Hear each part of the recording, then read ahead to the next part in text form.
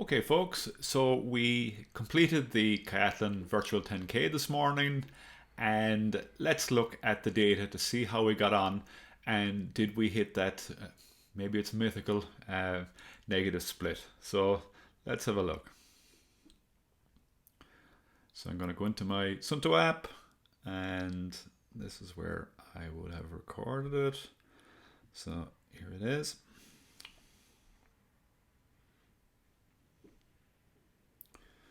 So a wet morning, a very wet morning, very windy.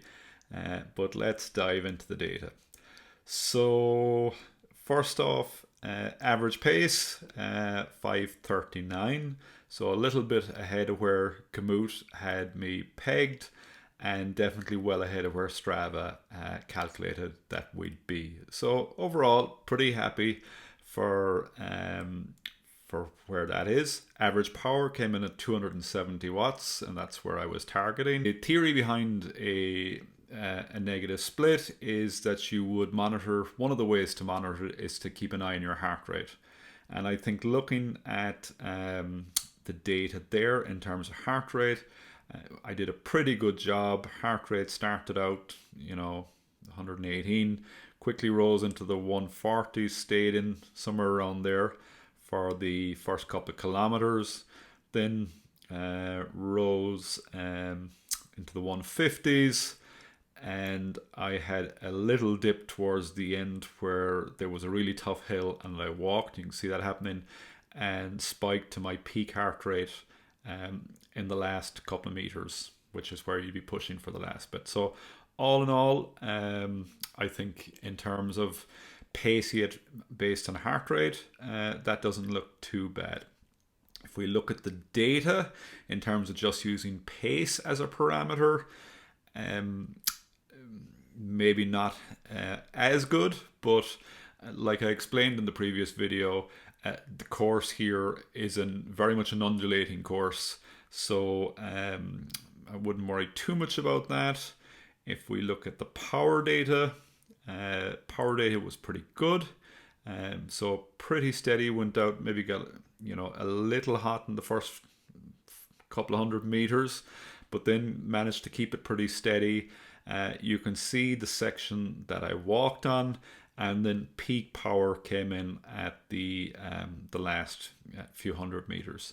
So power data, I'd be very happy with how that actually went. Speed, same as pace. Altitude, you can see the course there. So started into a small hill, then gradually downhill with some bumps along the way, and typical with West Cork, they're quite steep, a lot of these. Then we got into a flat section, which was particularly difficult this morning because we got into a very, very stormy headwind. So this section here, where we should have probably made a little bit of time, was extremely difficult.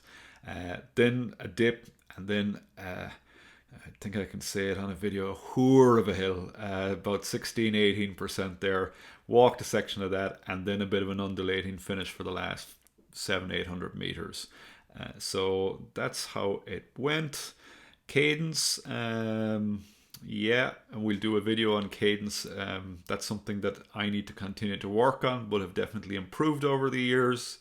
Temperature, wouldn't read too much onto it, and so on. So if we look at the splits, we can see here that if we look at power and heart rate, so I was targeting about 270 in power. So if we look at my power, 278, 269, all the way down here. Lowest power was in kilometer 9, where I walked a bit, so maybe I didn't get that quite right on the 9 kilometer.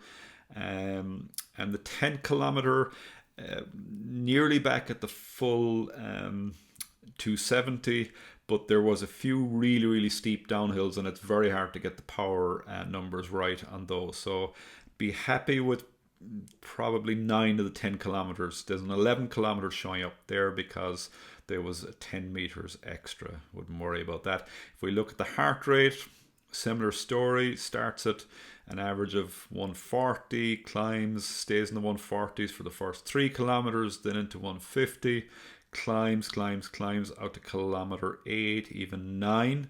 So you can see there my heart rate is continuing to climb even into kilometer 9 when the speed drops off pretty dramatically. So it just shows the difficulty of those really steep hills.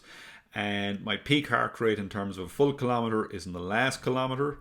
So it looks like I got the pacing pretty bang on there. And the last 10 meters I'm clearly at an even higher number.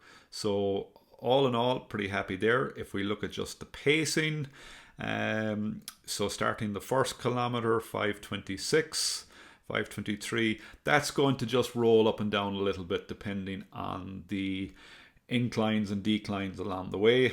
And we're based here in West Cork, and you know, you're always going to have a little bit of that. Probably again, the only kilometer that I probably got wrong was kilometer 9. But all in all, happy in it. So if we look at it in terms of 5 kilometer splits here, so the first 5 kilometers I did in 27:36, second 5 kilometers in 29 minutes. So I was a minute and a half slower. So theoretically, I'm into a positive split. But if we look at the heart rate side of things here, the first 5 kilometers I averaged 149, the second 5 kilometers 159. So even with a bit of heart rate drift here, I clearly was pushing harder in the second 5k. And I believe I can change and look at my power on this one as well. So first 5 kilometers 273, second 5 kilometers 269. So probably I'd have to call it and say that I got a positive split, but there's only a couple of watts between them, so not too bad. And the other thing I would add is that the stride that I have doesn't take account of wind, and we had significantly more headwinds. In fact, we had a very significant headwind on the second 5k. So I'd imagine if I could have accounted for wind there, I'd have been pretty bang on. So all in all, I think I'm going to call it and say I got the pacing pretty good. Did I get a negative split? Maybe I did, maybe I didn't, but I was thereabouts for sure. So go back and check the previous video if you want to learn a little bit more on how to pace a race like this. And definitely like and subscribe if you want to see more of this kind of stuff. It helps us grow the channel, grow our business, and we really appreciate it. Thanks, folks. Talk soon.